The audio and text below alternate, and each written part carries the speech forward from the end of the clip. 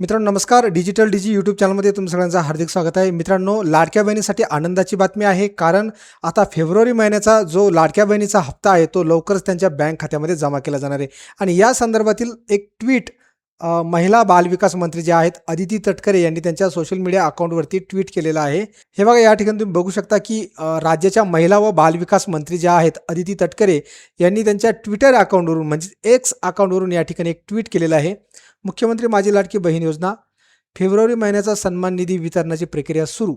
मुख्यमंत्री माझी लाडकी बहीण योजनेतील सर्व पात्र लाभार्थींना फेब्रुवारी महिन्याचा सन्मान निधी वितरित करण्याची तांत्रिक प्रक्रिया आजपासून म्हणजेच 27 मार्च 2026 पासून सुरू करण्यात आली आहे. पुढील 2 ते 3 दिवसात सर्व पात्र लाभार्थ्यांच्या आधार संलग्न बँक खात्यात हा सन्मान निधी जमा केला जाणार आहे. मुख्यमंत्री माझी लाडकी बहीण योजनेचे अनेक हप्ते काही महिलांना मिळाले, परंतु त्यानंतर हप्ते मिळणं बंद झालं. अशा सिच्युएशनमध्ये एकतर ज्या महिलांना हे हप्ते मिळणं बंद झालं असेल, एकतर त्यांच्या बँक अकाउंटला आधार नंबर लिंक नसेल, हे प्रॉब्लेम असू शकतात.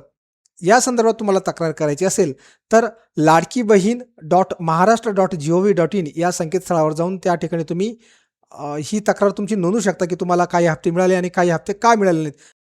मुख्यमंत्री माझी लाडकी बहीण योजनेचा अर्ज करतेवेळी काही महिलांचं वय 63-64 असू शकतं आणि अशा वेळी त्यांचे अचानक हप्ते बंद झाले असतील तर त्यांचा वयाचा एक प्रॉब्लेम असू शकतो, कारण या योजनेमध्ये 21 ते 65 वयोगटातील पात्र महिलांना दरमहा 1500 रुपये मिळणार आहेत. म्हणजेच जर 65 वर्षाच्या वरती वय झालं तर त्या ठिकाणी हप्ते मिळणं आपोआप त्या ठिकाणी बंद होऊ शकतं. हे देखील एक कारण असू शकतं की त्या ठिकाणी तुम्हाला हप्ता मिळत नसेल. परंतु तुमचं वय देखील योग्य आहे, तुमचे कागदपत्र योग्य आहे, तुमची ई-केवायसी देखील झालेली आहे आणि तुमच्या बँकेला म्हणजेच बँक खात्याला तुमचा आधार नंबर देखील लिंक आहे. अशा वेळी इतकं असूनही जर तुम्हाला तुमच्या खात्यामध्ये हे मुख्यमंत्री माझी लाडकी बहीण योजनेचे 1500 रुपये जमा होत नसेल तर मात्र तुम्ही या ठिकाणी तक्रार करू शकता. धन्यवाद.